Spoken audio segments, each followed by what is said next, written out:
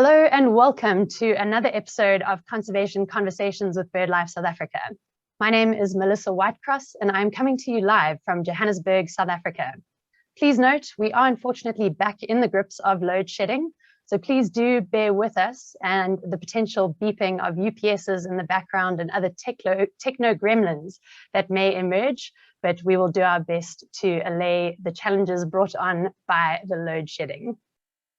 So tonight is our 75th episode for Conservation Conversations. It seems really appropriate that we are also kicking off the 25th anniversary celebrations for BirdLife South Africa. Thanks to each and every one of you who've been a part of these exciting journeys. We really do appreciate it. Now, please remember that you can communicate with us using the Zoom chat room, and questions for our speakers can be posted into the Q&A box throughout the webinar. If you're watching us on Facebook Live, you can use the comment feed for your comments and questions, and we will make sure to answer these at the end of the webinar if we have time. But we certainly do have a busy panel discussion for everyone this evening. You can use the hashtag Conservation Conversations to get in touch with us on all of the major social media channels, and you can catch up on all of our previous episodes via BirdLife South Africa's YouTube channel. Now, so many of you have generously contributed to keep these webinars free for all to learn and enjoy. Every little bit does help, and we really do appreciate your support. Our donations drive competition is back as a way for us to say thank you to all of you for your generous support of these webinars, and a big thank you to Peter Ginn for donating a copy of the Ultimate Companion for Southern African Birding to one lucky viewer who donates towards this competition. Now, just a reminder that this is running from October to November, and all you have to do is scan the Quicket QR code on screen or visit our Conservation Conversations website to find the link to the donations tab. Every entry is just 100 Rand, and for every 100 Rand donation that you give, you will book a slot into the lucky draw. But please note that this is unfortunately only for our South African-based viewers. Now, some of you may be aware that Tegan Carpenter-Kling, BirdLife South Africa's Coastal Seabird Project Manager, is currently busy with a crowdfunding initiative to fund the purchase of telemetry devices required to track non-breeding Cape cormorants and Cape gannets for the very first time in scientific history. The team will be receiving donations for the next 45 days, so please do get over to the link in our chat box. I will post that once again at the end of this intro, and you can head on over to that crowdfunding initiative. We're just a month away from BirdLife South Africa's 37th Birding Big Day, which is taking place on Saturday, 27 November 2021. Join in the fun by registering on the Birding Big Day webpage under the events tab on BirdLife South Africa's website. Whether you're going midnight to midnight or trying to break records or merely using the event as an excuse to round up some friends and enjoy a birding outing, make sure to register by filling in the online form. This year, we also have a special lucky draw prize of a pair of Swarovski optic binoculars.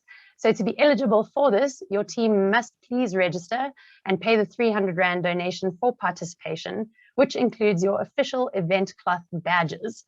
All details are available on the BirdLife South Africa website. And finally, please do not miss out on the International Ornithological Congress taking place in Durban in August 2022. Register on the IOC website on screen and make sure to diarize 14 to 20 August if you are planning on attending. But note that abstract submissions are closing on 1 December. Now tonight, we are very lucky to have an esteemed panel of instrumental individuals who've played a role in forming BirdLife South Africa into the successful conservation NGO it is today. Chairing our panel tonight will be BirdLife South Africa's current CEO, Mark Anderson. Mark is joined by former BirdLife South Africa Executive Director, Dr. Aldo Berruti, Dr. Hazell Thompson, who is the Global Director of Partnership, Capacity and Communities at BirdLife International, Professor Peter Ryan, the head of the FitzPatrick Institute of African Ornithology at UCT, Dr. Alan Lee, the Editor-in-Chief of Ostrich, Journal of African Ornithology, as well as BirdLife South Africa Science and Innovation Program Manager, Junior Gabela, one of South Africa's many successful community bird guides, and myself in my capacity as Landscape Conservation Program Manager at BirdLife South Africa. These certainly have been an incredible 25 years, and I look forward to hearing more about them. Over to you, Mark, and thanks so much to everyone for joining us. Thanks very much, Melissa. I'm going to share my screen. Can you see my screen? Yes, we can. Thank you, Mark. Great. Thanks very much, Melissa. Yes, and before I start with the presentation, I just have to congratulate you on these 75 conservation conversation webinars. They've been absolutely wonderful, become so popular, and really well done to you and to your team. Andrew and Christina have joined you in organizing them, so very well done to you, the three of you. Okay, I'd like to thank the panel, members of the panel, appreciate their time. And I'm going to run through a short presentation before we open up for discussion, but thanks very much for your time. And just to correct you, Melissa, Hazell is no longer with BirdLife International, but I'm sure he appreciates the fact that you recognize his previous position in the organization. Okay, a little bit about BirdLife South Africa. We have our origins way back as an ornithological organization. The South African Ornithologists Union was started in 1905. It was disbanded along the way, I think maybe twice. The Southern African Ornithological Society was formed in 1930, and in 1996 we became BirdLife South Africa. So BirdLife South Africa has been around for 25 years, but essentially the organization has been around for much longer. But it was in 1996 that we signed a partnership agreement with BirdLife International, and this is just I've copied some of the pages from that agreement, and you can see there the partnership agreement with BirdLife International and BirdLife South Africa on the left. And the agreement was signed by the then Chief Executive of BirdLife International, Michael Rands, in October 96, and then by Aldo Berruti, the Director of BirdLife South Africa, a few weeks or a month or so later. So since 1996, we've been a very proud member of BirdLife International, a fantastic partnership of organizations that really have the responsibility of conserving the world's birds. And we're very pleased to be part of this worldwide network of organizations that are committed to conserve the planet's birds and their habitats. This is BirdLife South Africa's vision and mission. You don't need to worry about the detail, but the bit that I've underlined really explains our work. And that's really our mission is to conserve our country's birds, their habitats, and of course, other biodiversity. So we are first and foremost a bird conservation organization. Our work is to conserve our country's birds, but there's a few things that we do. Firstly, we pride ourselves in our excellent corporate governance, our impeccable financial administration. We are guided by science, and we have Alan Lee, the head of our science and innovation program, with us this evening. We are very, very collaborative. We partner with a number of organizations, partner with government, partner with many institutions to ensure that we achieve our goals and objectives.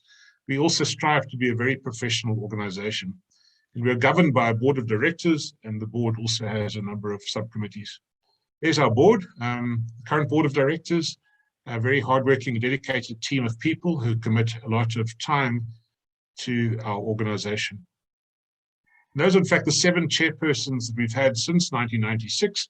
I'm very pleased that Philip Klenikos, our current chairman, is with us tonight as well. And I think Mike Bridgeford is 2, and possibly 1 or 2 others. So thank you very much for all you've done as chairs of BirdLife South Africa. We've also had 9 honorary presidents, and they're their names. And you will see the last 3 honorary presidents have been women. We're very proud to have women involved in that way in our organization. And Professor Anusha Chinsami-Turan often joins these webinars. Since 1996, there have been 3 directors or CEOs, and very pleased that Aldo has joined us tonight all the way from Underberg. And then we're also very proud of our 4 honorary patrons, Gaynor Rupert, Mark Shuttleworth, Dr. Precious Moloi-Motsepe, and Pamela Estel. And thank you very much, Gaynor and Pamela, for joining us this evening and for the incredible support that you provide to our organization. We recognize the contributions made by people, and our most prestigious award is the Gill Memorial Medal, and it's been awarded 25 times, the most recent recipient being David Allen, who was the ornithologist at the Durban Natural Science Museum. And that photograph is actually was taken in the Niven Library, the FitzPatrick Institute of African Ornithology at UCT, and you could see some of those medals displayed in that frame. We also have a more recent award, the Austin Roberts Memorial Award, and that's been presented 3 times to people who've contributed to the conservation of birds in South Africa. We recognize the contribution of other people through our OWL Awards. 12 OWL Awards are presented to very deserving recipients, either individuals or organizations at an event every year. And we're really proud of our community bird guides, and our community bird guide project is one of our flagship projects. And Junior Gabela is with us tonight, and he'll talk a bit about this project later. We've trained about 250 bird guides, and more than 50 of those are actively guiding and enjoying a profession as a bird guide in South Africa today. And of course, then we value the support of the South African birding community.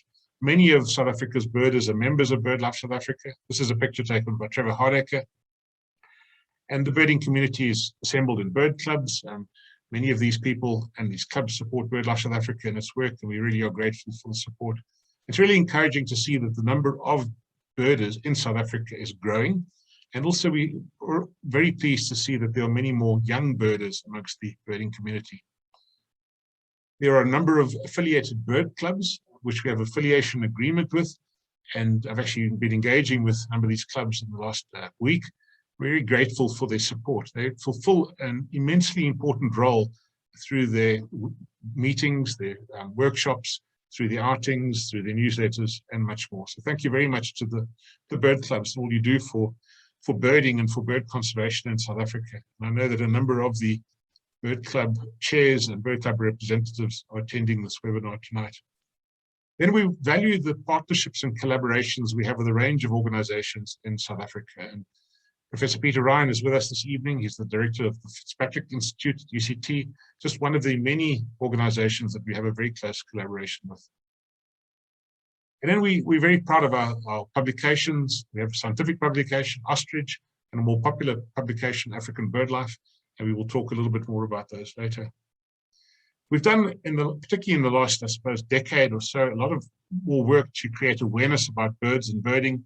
And these are just a few examples of the billboards and the materials that we use on social media and elsewhere to promote amongst the South African public an interest in birds. And we organize some really superb events, and I think many of you participate in these events. The Flock to Marion, the much anticipated Flock to Marion, which will take place in January next year, the virtual bird fair earlier this year, which was such a success. The Learn About Birds conference, which we co-host with the FitzPatrick Institute, Flufftail Festival, we co-host with Rand Water and other partners, and then the forthcoming Birding Big Day. And we are immensely proud of the offices that we've had.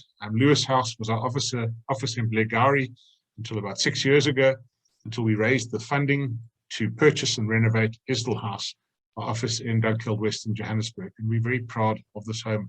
And of course, we're immensely grateful to Neville and Pamela Isdell and to the other donors who made the purchase and renovation of this office possible. Fundraising is one of the more important things and one of the more difficult things we have to do. And that's just a graph showing the organization's turnover since 2004 to present. And you can see the income and expenditures increased. The red graph is our expenditure, is our income.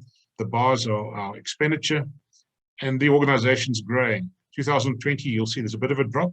And with COVID, we decided to consolidate some of our activities. That's bounced back to earlier figures this year. But really importantly, in the recent years, the income has exceeded expenditure, and we've been able to squirrel away some of the savings that we make and hold those to an endowment for rainy days. It will certainly occur in future. We have a growing number of donors, and I just took these from the latest annual report, 2020 annual report, and that lists the donors that the organization has. And these donors, through individual donations, through Golden Bird patrons, corporate members, and many other categories of donors, just continue to grow. And we're very pleased to maintain the support of these donors, in fact, also to grow the number of donors. And just in terms of the conservation work we do, we will talk about this later. This is a fantastic slide which Melissa put together recently, and it shows the focus of our work in the Western Cape estuaries, the work that the Rupert Nature Foundation are funding, and the grasslands at the eastern side of the country. But really importantly, we have either declared or we're in the process of declaring about 200,000 hectares of important habitat for birds. Really encouraging all this work that we're doing. And this work is, of course, done with a range of partners. And this is another graph which Melissa recently put together. And it shows that from 2010 to this year, we've increased the number of terrestrial bird species that we're actively undertaking conservation work on. Very nice to see this increase. Of course, there's many more species that need our attention, but that is, of course, all funding dependent. And we've had great success with our seabird conservation work, both in the trawl fishery and the longline fishery, and Peter Ryan may speak to this a bit later. But in the trawl fishery, we've reduced the mortalities of albatrosses in our waters by 99%, from more than 10,000 dead albatrosses a year to less than 100, and that those low mortalities continue to be maintained. So this is our 25th anniversary, and we are celebrating it during this webinar this evening, but also during a number of social media posts that are posted daily. Over 25 days, we're going to celebrate 25 successes. There's many more successes, but we are focusing on these successes, and these are the two that were posted yesterday and today. During this period of celebration, we'd like to encourage you to visit our website and to make donations of either 25 Rand, 250 Rand, 2,500 Rand, 25,000 Rand, or perhaps more. We really need funding to undertake our work, and we'd encourage you to make a donation. And of course, every donation counts, no matter how big or small. Okay, I have just two messages, 1 minute long, from Patricia Zurita, who's the Chief Executive of BirdLife International, and Julius Arenatwe, who's one of the directors. So I'm going to play these, and they're very quick. Hi everybody, my name is Patricia Zurita and I'm the Chief Executive of BirdLife International. For those of you who don't know, although I'm sure that everybody does, BirdLife is this amazing family of 115 organizations around the world. We are the oldest and largest partnership for nature conservation around the world, and we're very, very proud that BirdLife South Africa is our partner in South Africa. I'm very happy to be with you today to celebrate the 25th anniversary of BirdLife South Africa. There's so much excellent work that BirdLife South Africa has done over the years, from scientific discoveries, understanding the migration of birds, or looking into recovering extreme populations of birds that have been declining, like the African penguin, or the work that we're doing together to protect our vultures, not only in South Africa, but throughout the continent. BirdLife South Africa has been an extraordinary partner, not only in terms of conservation in South Africa, but supporting many of the African partners and working beyond as a part of the partnership. I'm delighted that I can be here with you celebrating this magnificent anniversary, especially because next year BirdLife is going to be turning 100. So this is a perfect stepping stone for us to start the celebrations of the BirdLife family and really put up in the pedestal the great work that BirdLife South Africa has done. I know that you have a very busy program, so I would just want to leave it with saying that we are delighted that we have been able to work all these years with BirdLife South Africa. BirdLife, the whole BirdLife family is right behind you, and we stand tall to help you and work together to save the birds and nature of South Africa, but go beyond and protect biodiversity around the world. Thanks for having me. Yeah, thanks very much, Patricia, for that. And then Dr. Julius Arenatwe, who's the Director of Partnerships, Communities, and Capacity Development at BirdLife International, has also sent me a short video. Dear listeners, my friend Mark and your team, members, collaborators, and supporters of BirdLife South Africa, congratulations on reaching this great milestone. My name is Julius Arenatwe. I work for BirdLife International as the Director for Partnership, Communities, and Capacity Development. To me, BirdLife South Africa stands for three things. One, innovation. Creating new ways of doing things that impacts the whole world. For example, the bird guide training that started in the 90s. Two, excellence in everything that BirdLife South Africa does. And three, collaboration at all levels, from local to global. Congratulations, BirdLife South Africa. You are a model within the BirdLife partnership. And keep up the good work. Thank you. Bye. Thanks very much for that, Julius. I'm going to stop sharing my screen, and I'm going to invite our panel members to unmute and to switch their videos on, please.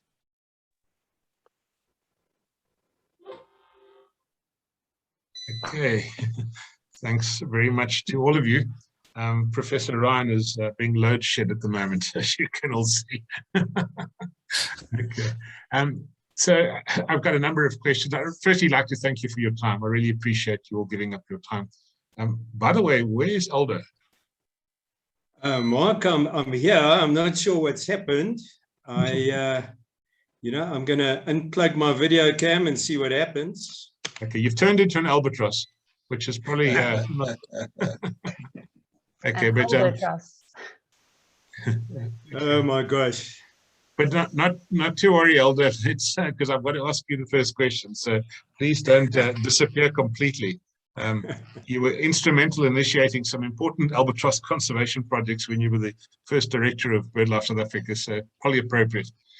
But Aldo, tell us about the transition of from the Southern African Ornithological Society to BirdLife South Africa. You know, what did that involve, and how important was it for the SOS to undertake this transition?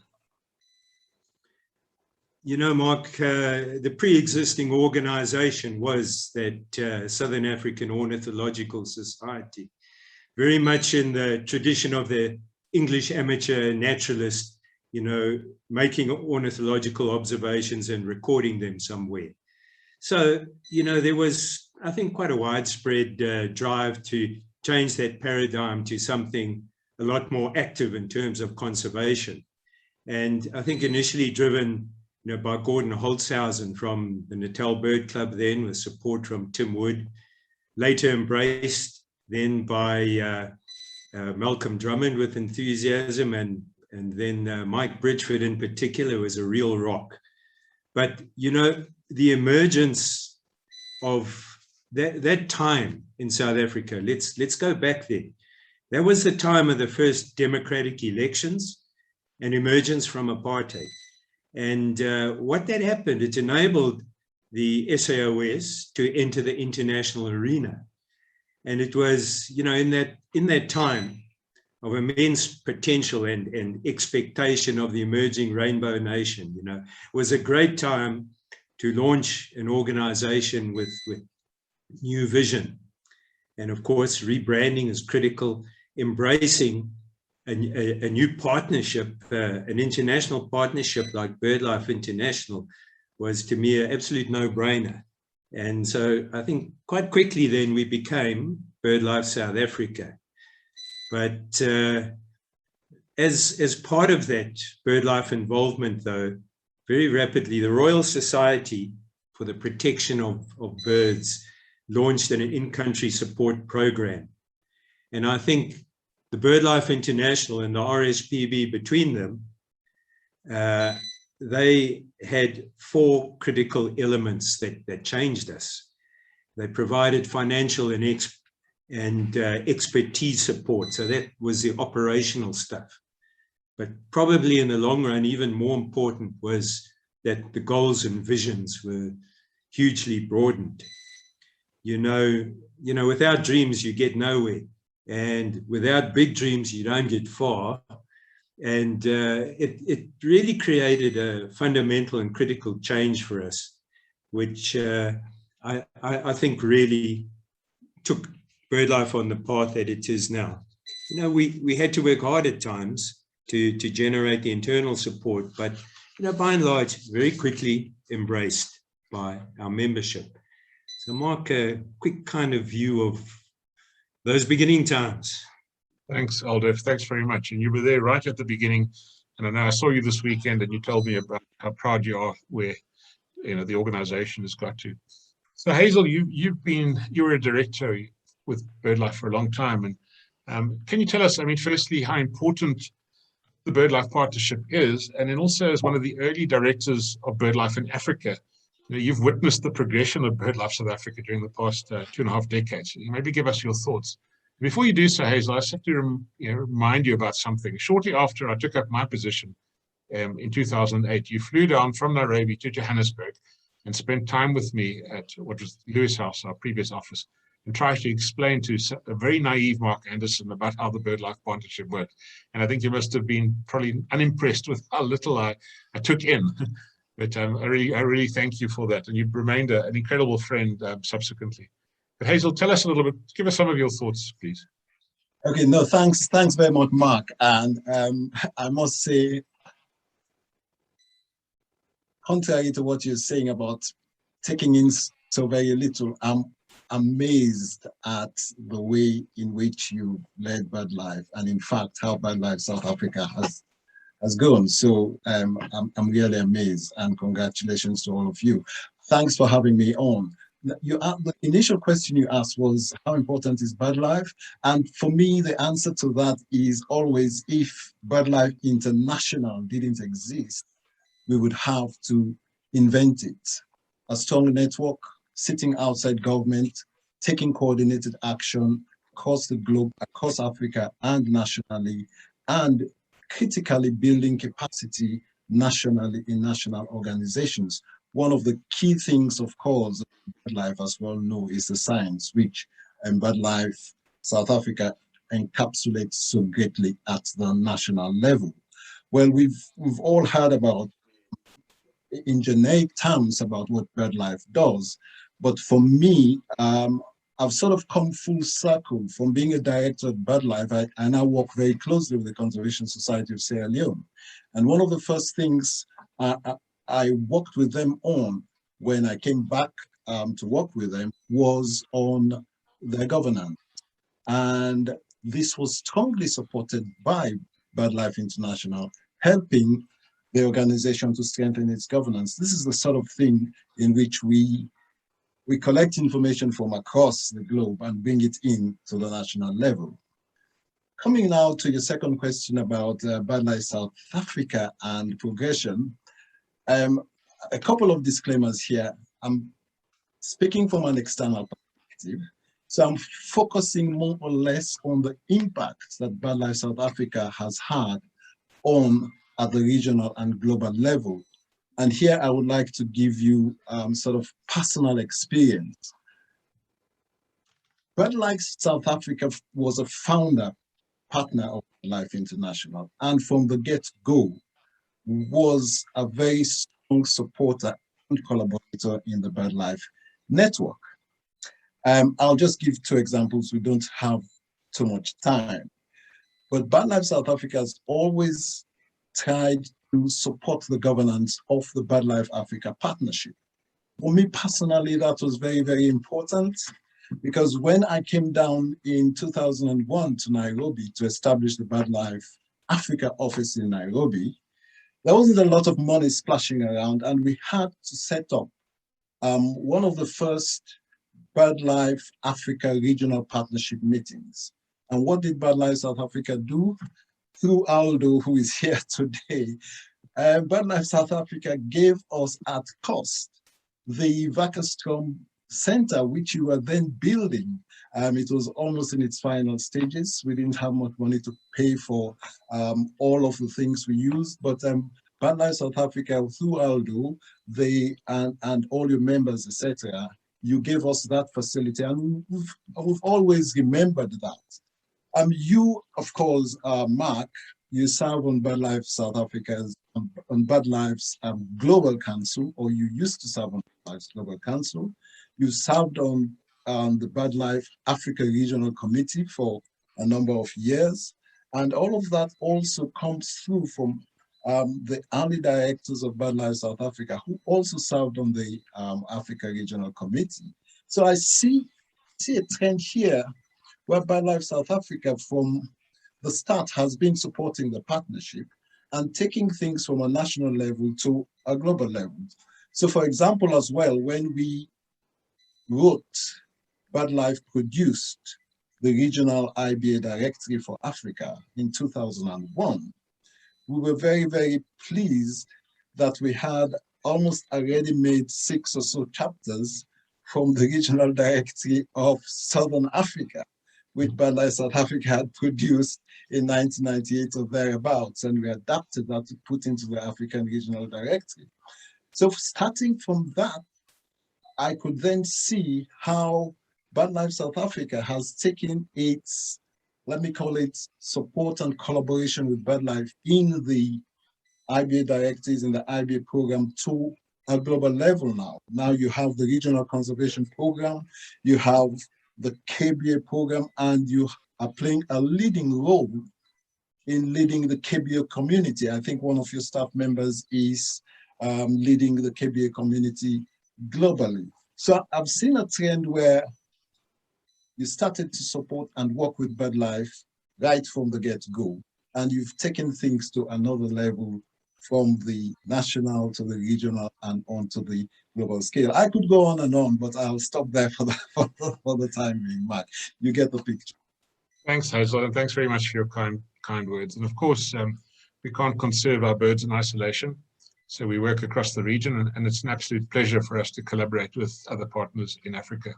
So Peter Ryan, Professor Peter Ryan, I spoke about collaborations and partnerships, and BirdLife South Africa has a wonderful relationship with the FitzPatrick Institute of African Ornithology. Do you want to talk a little bit about that? Yeah, good evening, everyone. Thanks, Mark.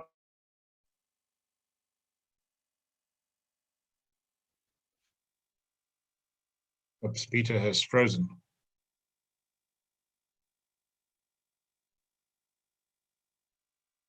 Peter's being load shed, so I think we'll wait until we hopefully get him back. But I'll move on, I think, to Alan Lee, Dr. Alan Lee, who is not only the scientific editor of Ostrich, our scientific journal, but also one of our program managers, head of our science and innovation program. And what I'd really like to ask you about, Alan, is Ostrich, our scientific journal. How important is this journal? Why should scientists and ornithologists be publishing in the journal? And tell us a bit about the history of Ostrich. That's many questions in one. So how important is the journal? I'm a bit biased, of course, because I'm editor-in-chief of the journal. I think it's incredibly important. And I guess that relates to the history of the journal as well. So we recently celebrated our 90th anniversary. So Ostrich, as we know it, has now been running since 1930.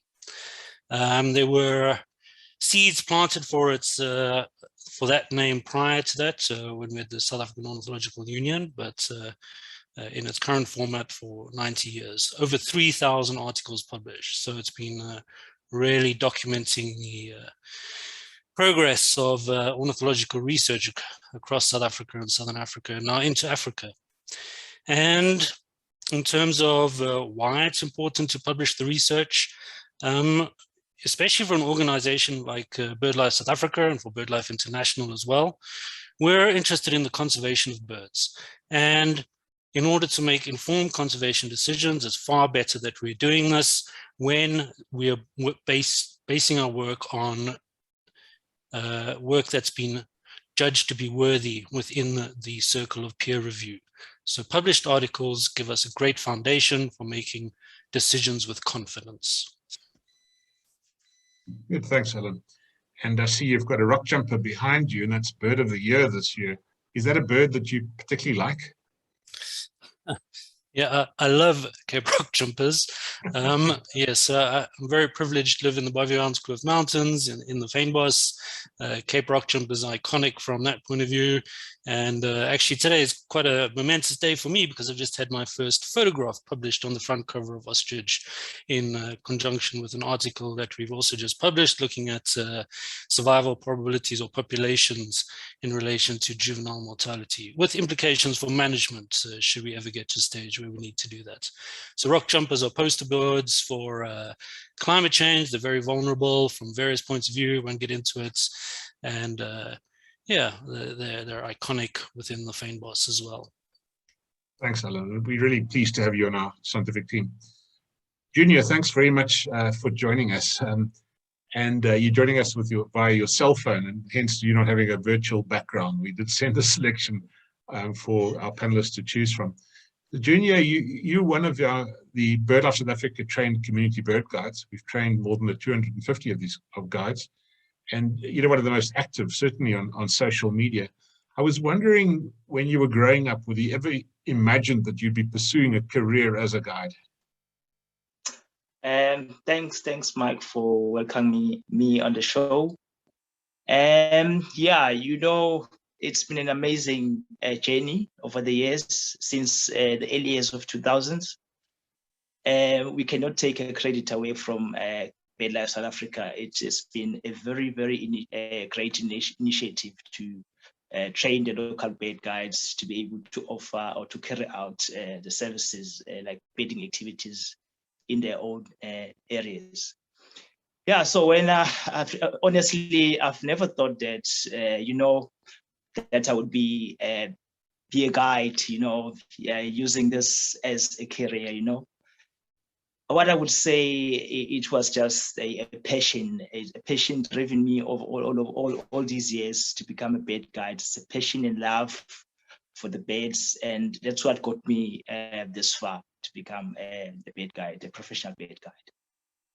You're doing really well, Junior. I know that a lot of people that go birding with you really sing your praises about how knowledgeable you are about the birds in your area. So yeah, may you continue working as a guide. And I'm going to come back to you again just now. So Melissa, over to you. BirdLife South Africa employs a number of ornithologists and conservationists, many of whom have PhDs like you. And you will know you're involved in some of the recruitment. When we advertise positions, we have a good number of applications. We've become an attractive organization to work for, which is really encouraging. But maybe I should ask you more, about our work. Why is BirdLife South Africa's work so important? I mean, what gets you up in the morning and makes you so enthusiastic about the role you play as one of our conservation program managers? Thanks, Mark, and thanks for the opportunity to join this amazing panel. BirdLife's work is certainly extremely important. We know we are living in unprecedented times with rates of biodiversity loss and destruction of our environment faster than any we've ever observed in known history, possibly ever on the planet in our 4 billion odd years roaming around the sun.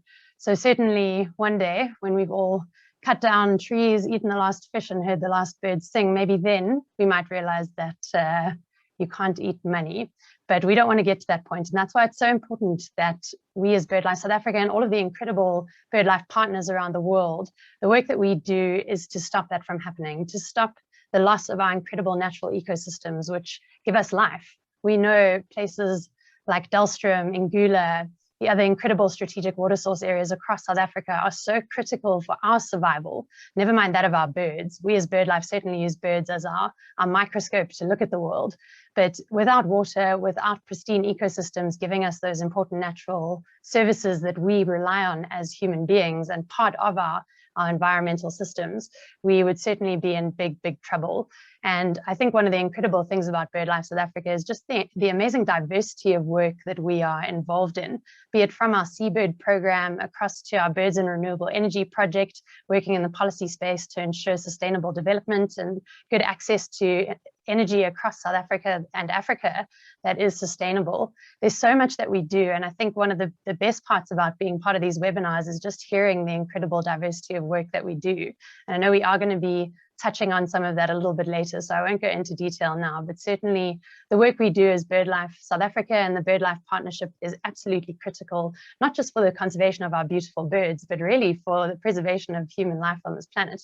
If we don't save our natural systems, we're not going to be here much longer. That's right, and I think we all agree with you, Melissa. Thanks very much, and we appreciate all the work you do for the organization. I see Peter Ryan is back. Peter, do you want to switch your video on? And I asked, it's even got darker where you are. So we hope you get power restored soon.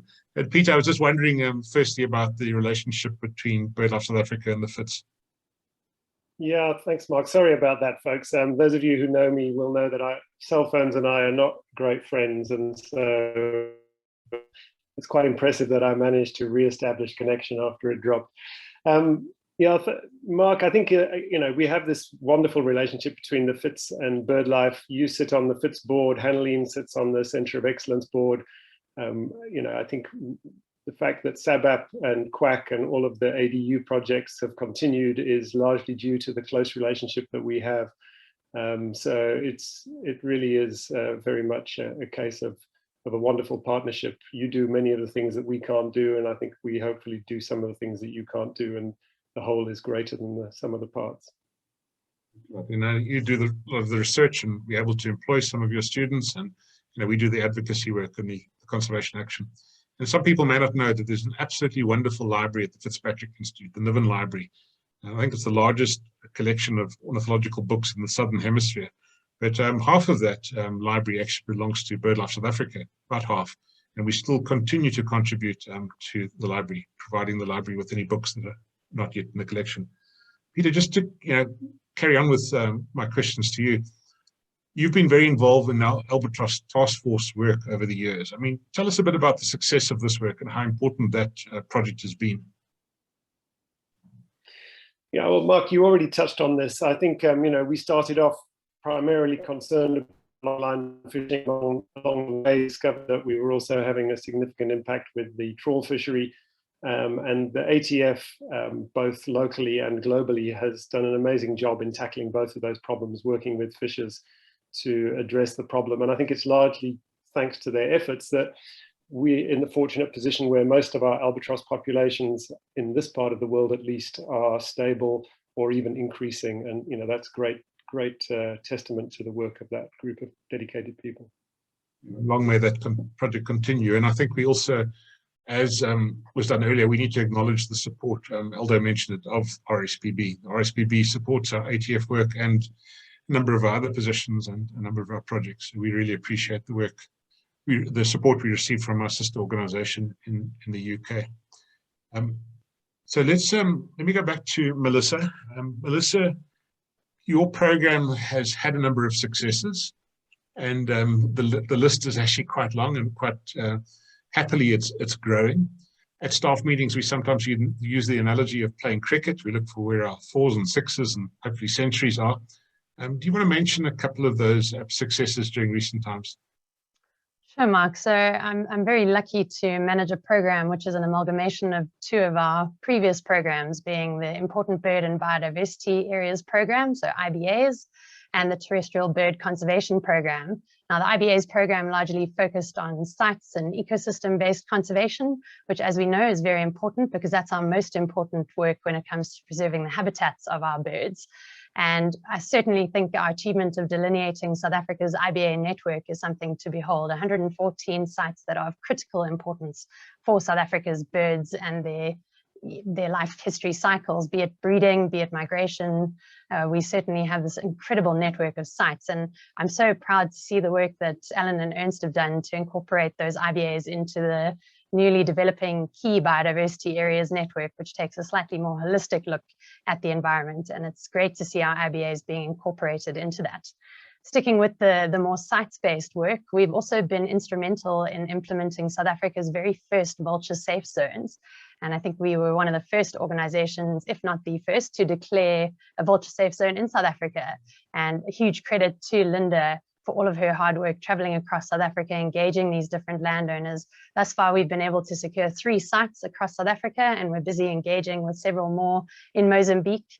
And it's wonderful to see how this network is really starting to grow, being approached by various people across the sub-region. So it's excellent to see the work that we are doing on our vultures, and not just with the site-based work. Linda's also been instrumental in tackling the lead problem and getting the really important science that we need to try and understand the impacts of lead, and therefore come up with good strategies and governance around this very toxic substance. And it's just absolutely incredible to see what she's been able to achieve.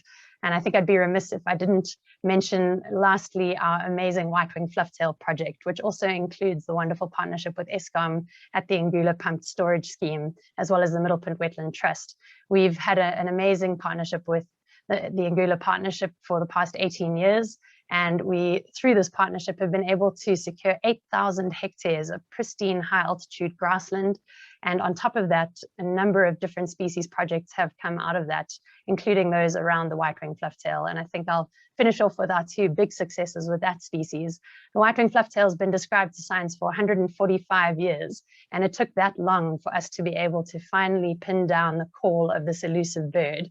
And in doing so, we have been able to identify the very first breeding record of the species in South Africa, which was a game changer in terms of conserving the bird and focusing our efforts here at home, while still being able to support our partners across in Ethiopia. But we've also been able to use a rapid acoustic survey technique now, because we have this call, to start looking for the most important wetland sites across South Africa that now can fall under biodiversity stewardship and hopefully be safeguarded for generations to come. So I think having all of those dynamic abilities within the team and the incredible successes, there are many, many more to mention, but we'll highlight those few for now. Thanks, Mark. Thanks, Melissa. Those are really amazing successes. So well done to you and the team. Alan, Melissa has the responsibility of looking after our threatened species, and a lot of that work is guided by the Red Data Book. The last edition of the Red Data Book was published in 2015. We now have started the work to revise that directory. You want to just tell us a bit about that? Well, Mark, yep, that's going to be a major focus of the next several years, is to revise the Eskom Red Data Books of the birds of South Africa, Eswatini and Lesotho, hopefully culminating in our next publication in 2025. And the reason it's going to be taking that long is because we need to be doing a lot of foundational analysis and modeling over the next couple of years in order to answer the primary questions that these books set out to answer, which is how many birds are there, where are they found within the area of extent where they're found, the areas of occupancy, the populations increasing or decreasing. And surprisingly, we don't actually have that information for many of our bird species. We've got educated guesses. So we need to we need to utilize SABAP2 and a lot of our new databases that are becoming available in conjunction with the state-of-the-art modeling tools that we have at our fingertips in this day and age. So that's going to be taking the next couple of years. After that, we hope to create a website where we synthesize this information and where we answer a lot of other questions about how populations are changing, what might happen in the future with climate change and other land use change, and hopefully engage also with species experts so that we can get opinions from people who know these species really intimately. We've got a couple of other exciting projects related to that lined up. So Vernon Head's very excited about the possibility of creating a new version or a spin-off from the Red Data Book, which really captures the personal journeys that so many researchers undertake, like Melissa and her team, in order to try and answer these questions that we need in order to determine the state of our birds. Thanks, Alan. And I've been involved in some of the discussions about the Red Data Book revision, and I can tell everybody it's going to set the standard internationally. So yeah, well done, and all the best for the future in terms of this revision. Junior, just to go back to you, so as a community bird guide or a site-based guide, local bird guide, are there any other benefits from the work that you do? Do you interact with the people in your community? Do you see more and more people looking after the environment as a result of your engagement with the people living in your area? Yes, Mark. I think I will start by saying that we're playing a huge role in those communities, in as much as there's a lot of work that's still to be done on the ground. But I think it's every guide's vision to send a very strong conservation message to our people, particularly in conserving our bird species and their habitats as well. That's our main vision that we always push and wanting to achieve to those communities. Thanks, Junior. And I mean, I've been immensely impressed with our local bird guides and the work that they do in their communities. And there's many examples of guides such as yourself, getting involved in research, working with Tiki and Nikki Forbes, Professor Forbes, getting involved in environmental education, initiating cleanup projects in the areas in which you live. So very well done to you. And the exciting thing is we've recently trained some more guides, and we've managed to secure some funding for the training of guides in the Western Cape. So the project continues to grow from strength to strength. Peter, I want to go back to you. Alan is the editor of our scientific journal. You're quite involved in our popular publication, African BirdLife, and he's got a light on his head. And you're a scientific advisor, you're a regular contributor, and I know that the Fitz has endorsed the publication, and I'm very proud of it. But what role does African BirdLife magazine play? Yeah, I'm not sure I'm the right person to ask this, Mark. I think we should be throwing this open to the audience. But I think our vision for the magazine is that it meets the needs of the broader birdwatching community, but also kind of entertains and educates along the way. So it's trying to fill multiple roles. And I think we have to take our hats off to Eve and her team for putting it together. And I particularly want to thank Darby Chamberlain for stepping in when African BirdLife first came about. I remember we had some very frantic phone calls with the demise of Africa Birds and Birding, and you and Darby came to the Fitz and said, would we assist with keeping the magazine going? And I hope that we're producing something that lives up to everyone's expectations. But yeah. It's a big team effort, and for anybody who's involved in magazines, that those 2-month deadlines roll around with monotonous regularity. So it's quite a thing to produce 6 issues a year. Tell me about it, because Eve was on my back today about the editorial, which I need to write and get to very soon. It is a fantastic magazine, and the current issue, the November-December issue, is absolutely brilliant. Has an amazing photograph of 2 yellow bull storks on the cover, taken by Richard Du Toit. There's some really interesting articles and a really fantastic portfolio of Andrew Jenkins's photos as well. So for those who don't get it, please go and buy it, or better still, become a member or a subscriber. Hazell, thanks again for joining us. Do you have much hope?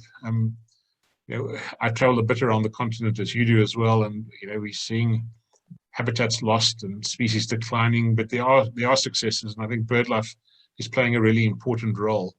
And you've been very involved in work in West Africa, Gola Forest, I think being one of your projects that you're particularly passionate about. I mean, are you optimistic about the future for our continent and its birds? Mark, I have to say yes, with caveats, of course.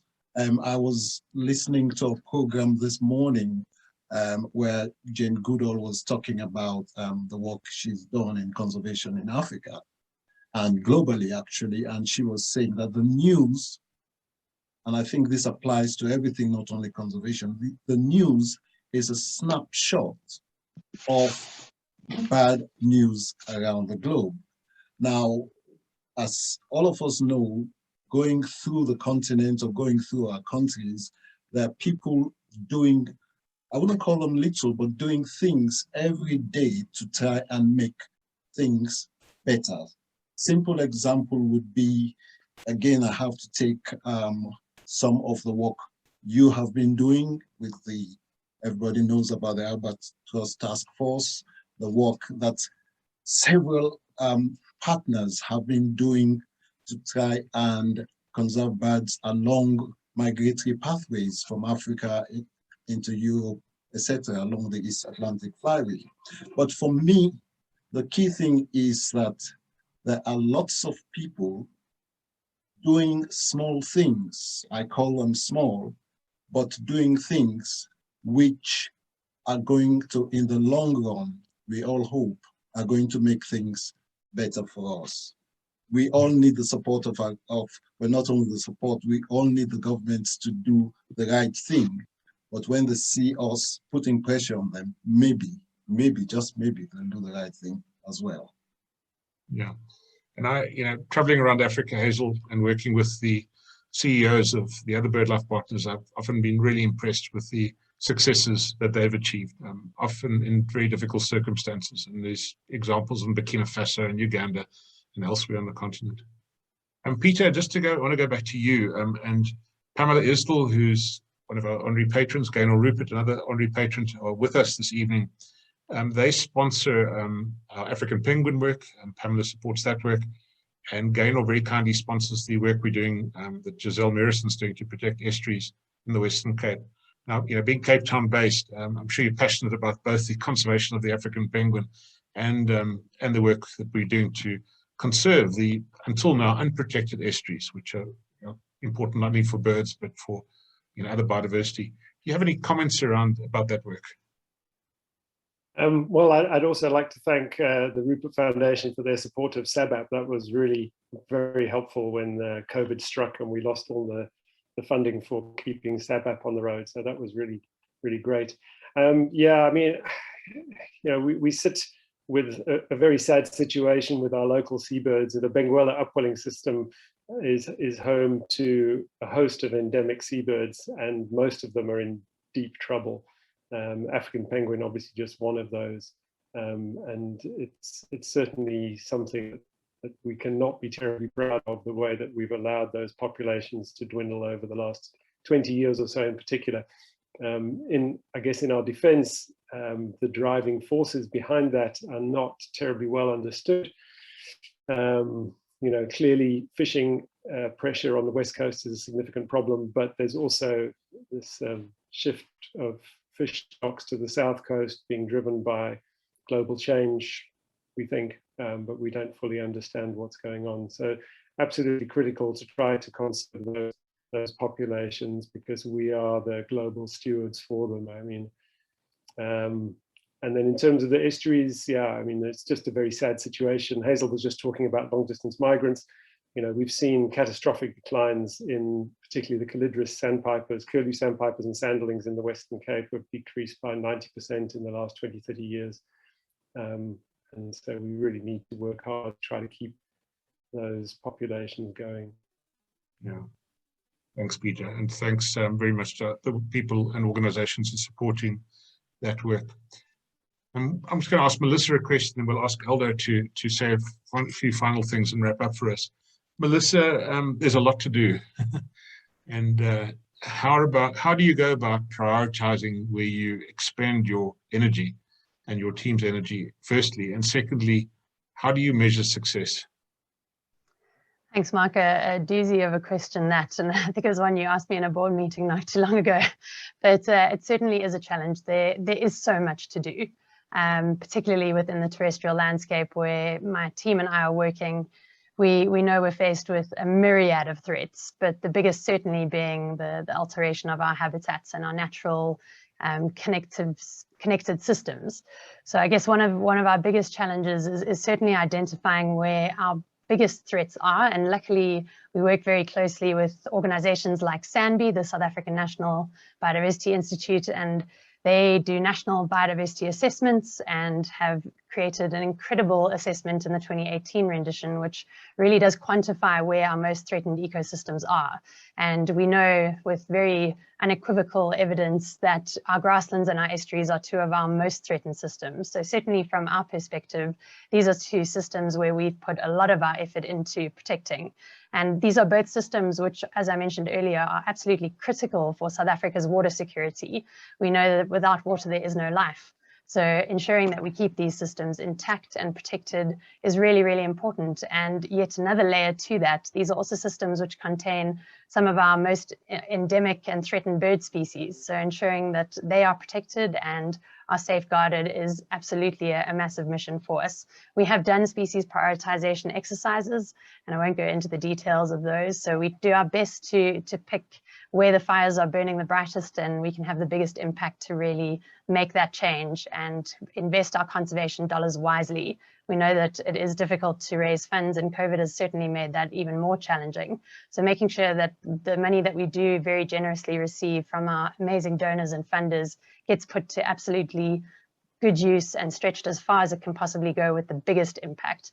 And just to answer your second question there, I have banged the drum of measuring our success very, very hard since I took over the landscape conservation program. And images like the one you showed earlier with our tracking of how many hectares we've been able to bring into the conservation estate are one of the ways that we can do this. But there are so many tools at our disposal to measure the impact that we are having. And it is so vital that we do that, because it's through those measurements that we can give people hope. And I think you asked earlier, why is our work so important? I think giving people hope is really such an important aspect of what we do. And as our mission says, in teaching people to enjoy and value nature.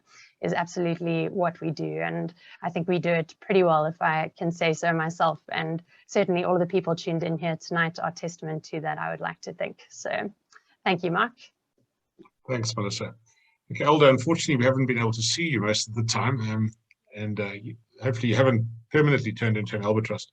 But Aldo, well done to you in 1996 and putting us on this course for where we are today. And I did spend time with you this weekend, and we spoke a bit about that. And you told me that you're very proud of where we are. BirdLife was a relatively small organization. It's grown significantly. I believe it needs to be a lot bigger. There's so much to do. But Aldo, do you want to have a few final comments before we close? Yeah, Mark, I'd just like to, again, reflect backwards. I really wish I was on screen, and then look forwards. And, when BirdLife employed me as director, I was the first full-time employee that we had. We had a half-day secretary and 2 part-time employees.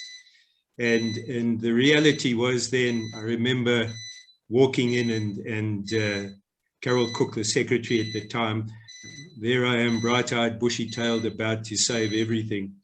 And she said to me, our computer system's about to fail, And the reality sandwich was there. We had to build everything from scratch with no money in the bank. And we had to work hard along the way to build up support within South Africa, within the membership. And even the emergence of BirdLife South Africa then as a outward-looking, enthusiastic organization with these big dreams, but no track record. And that, drew at times a less than favorable response. Vaguely coming back, load shedding over.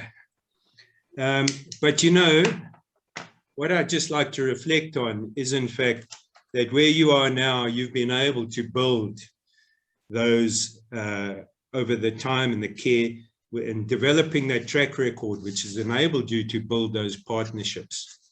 I reflect on certain elements with pride from my time from the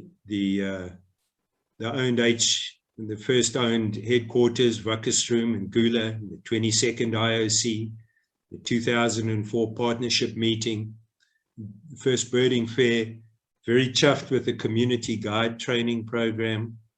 But I'd just like to say this, that in fact, as I see it, you and your team have built this really powerful living entity, which is really beyond the dreams that I would have thought possible at that time. I mean, a mouse-free Marion. Wow, how big is that? And I would just like to say to anyone who's invested money, effort, or time in BirdLife South Africa, you really should be righteously satisfied right now with what is in front of you. So my congratulations to you now, and looking forward to what you're all going to do in the future. Thanks, Aldo, for your very kind words. I do appreciate it. And just to thank firstly our panel, but also to thank everybody who supports our work. And some people support us in relatively small ways, as a member perhaps. Others support us in larger ways, but every contribution helps, and it's the cumulative contributions that enable us to do our work. And we're immensely grateful for all the support we receive from so many people.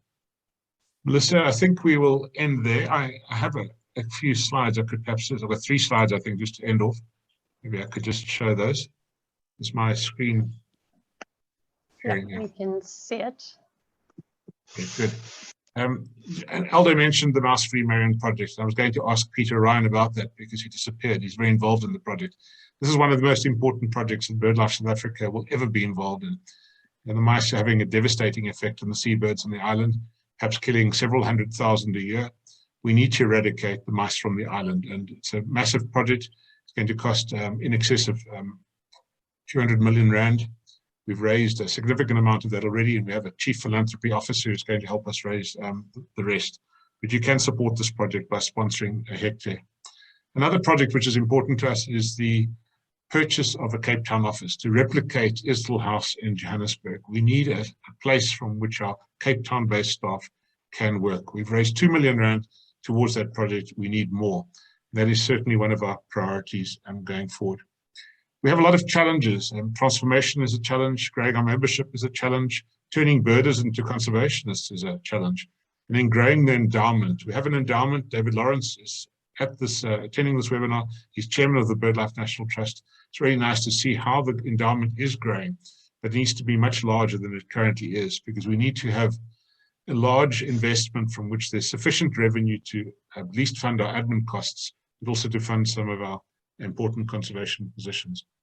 And then finally, just I'd like to encourage everybody to go to our website, look at the link for this web page. There's a bit of information about the 25th anniversary. Follow our daily posts for 25 days on social media. And if you are able to do so, make a 25 Rand, 250 Rand, or perhaps larger contribution to our organization and its work. So we can all help ensure that there will be a country which has birds in future for everybody to enjoy.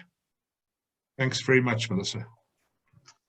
Thank you so much, Mark, and a massive thank you to every single one of our panelists this evening. It certainly has been so inspiring yet again to see just how far BirdLife has come, and hearing Aldo reminisce about those early days where the computer systems were about to crash to where we are now is just unbelievable what's been achieved. So thank you to each and every one of you who've played your part in shaping the organization into what it is today.